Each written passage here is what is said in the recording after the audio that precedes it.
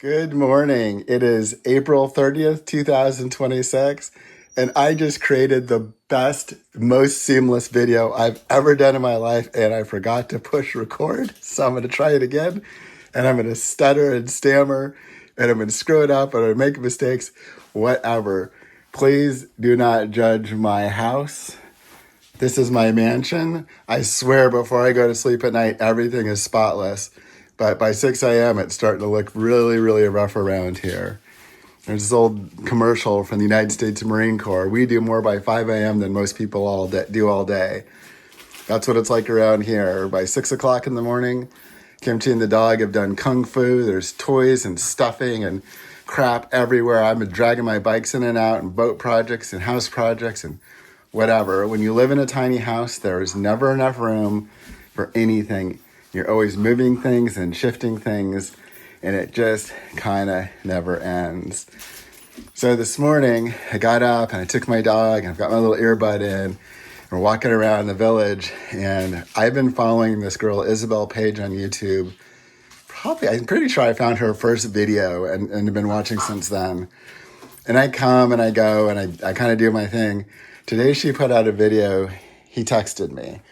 And she was screaming and laughing. I've never seen her so excited in my life. And it just made me happy to see her with so much joy. Because there is so much hate in the world today. Everybody's angry. Everything's somebody else's fault. There's just civil war is on the brink. And me and Kimchi just don't get it. We're so happy. We love our lives. Sure, things can get tight here and there.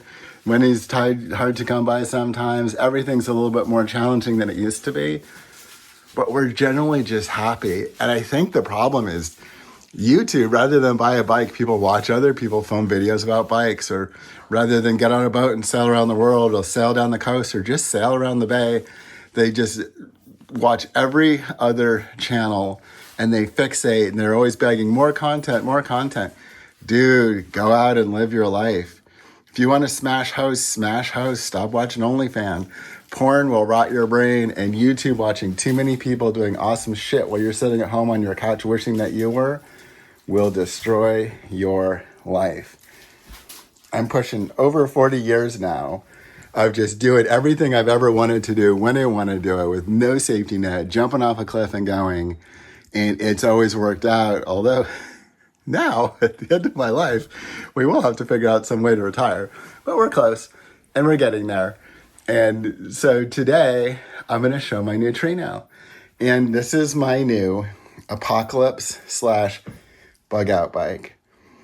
We don't watch the news a lot, but when we noticed that they started defunding the police, we created our own security force.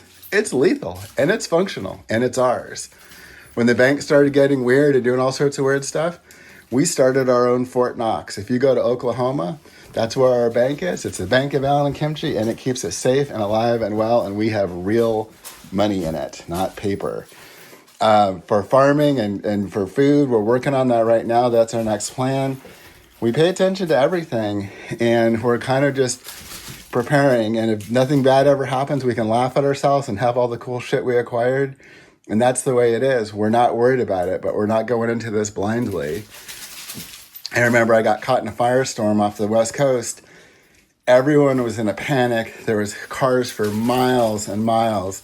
There was just parked. There was one gas station, 50 direct miles in each direction. No power. They couldn't pump any gas. Nobody had any money. They couldn't take anything or buy anything. I was there on my bike, fully loaded. I walked in with cash, bought some stuff for the girl behind me, and then walked out the door and met this actor dude on his motorcycle with his sidecar, and we were joking and laughing, and nothing mattered to us because we were prepared. It's not that the situation didn't suck, it did, but we were equipped for it. And so we just did what we did. I remember this girl comes staggering up to me like a zombie, and she's like, "You're the lucky one." I was like, "Why?" She's like, "You can just get on your bike and ride away." And that's true. You can just get on your bike and ride away. I am building an apocalypse kit for this bike. That would be extra gears, single speed setup, which is why I won't buy a bike without a horizontal dropout, extra chain rings, cables, brakes, brake pads, anything I need. And I do that for all my bikes. I've done it for the Surly. I've done it for Kimchi's bike, which is freaking amazing. Again, please don't judge my tiny house.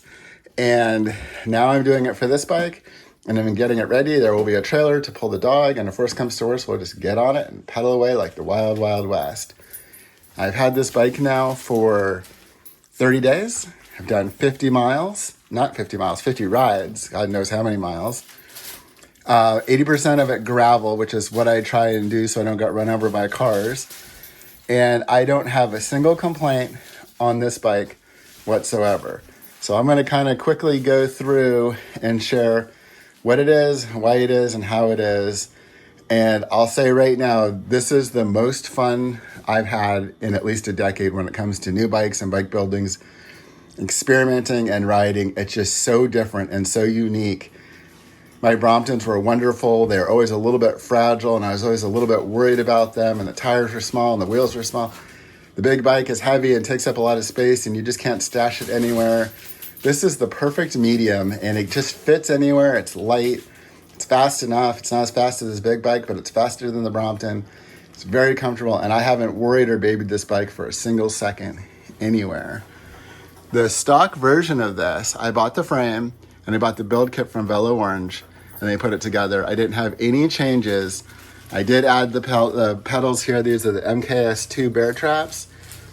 I thought I hated these when I first got them. It just turns out that I had bald shoes on. I didn't know that, my running shoes. And so they're a little slippery. They're better than I thought, but they're still not like a good set of spiked mountain bike pedals that jam to your shins every time you fall off. These are keepers. I'm keeping them unless I find something better, and I'm not looking. The swords are 170s. I still am torn between 170 and 165. I just don't know, and I'm not going to lose any sleep. The bike runs flawlessly. The few upgrades I did do, and I still don't know why, the Velo Orange seat post was so nice and simple, but I wanted a Thompson, and then I put my favorite saddle, the Salitalia, I think it's just called the Gravel. In all my bikes where I'm leaning forward, this is by far the most comfortable. On this bike, because it's more of an upright riding position, it is not as comfortable as it is on my other bikes, but it's still better than the stock saddle. And the stock saddle was not bad at all. I could have stuck with that if that's what I had to do. And then I just have one water bottle bag because I don't know how I'm gonna rig this bike. And my bell. Love that thing. That's the saddle. The handlebars are amazing. They're steel, they're heavy, and they're a little stiff for me. At some point, I'm probably going to design and have titanium bars made, which is just a fun thing I like to do. I probably won't make too many changes. I think I'll do, these are 45 back sweep. I'll probably go with 30 to 35. I might never change these bars, but if I do, that's what I'll do. And that's about it. I might get rid of the center bar just for a little more flex because I'm not crazy and flex is good. And that's it on the front end. The big hero in this bike, which was such a shocker, is these Maxi Holy Rollers. These things, they have not let me down for a single second. Running the front at 30 to 31, the back at 32 to 33. Still dialing in where I want them. These get great grip. They're good on the road. They're a baby smidge heavy and a baby smidge slow, but what do you expect for really good, I guess they call these reverse knob. They seem to be indestructible. They're just absolutely indestructible. And so that's a good thing. Paint is beautiful on this bike. I did get a little bit of wear under this cable. This is not how they recommend routing it. I don't know why I routed it like this, but that's just how I like it. One on each side and then the front brake going down the back. And then I put a little piece of gaff tape for the chainstay. It doesn't even touch it. I don't know why I did that. I'll probably pull it off it, but I just love this bike so much. I didn't want to scratch it. The color on this bike is so soothing to me. I've never been a green person ever. Every time I look at this, it makes me smile. It makes me happy. I like it more and more every single day, which is freaking me out. This bike is just, it's my best friend. And we'll come back to the back.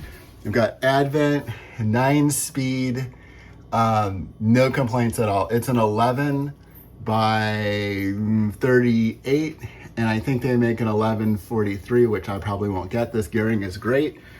And then I've got a 42 on the front. And if I had to do any changes, I think I'd put a 40 oval on this, and that would kind of be the same but different, and then make just the very high end of dirt hill climbs better.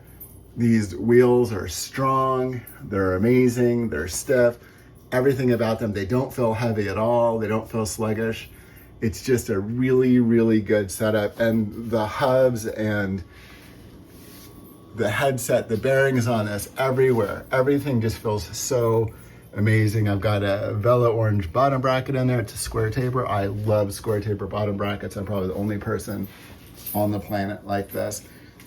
So this bike, zero complaints, all fun, all amazing. Somehow I am gonna have a trailer, which is why I got this bike, and gears. All my bikes are single speeds. And I just want to pull a trailer for the dog, and that's where we're headed on this, although it's a kind of a tough road with what's out there right now. I might have to make something myself.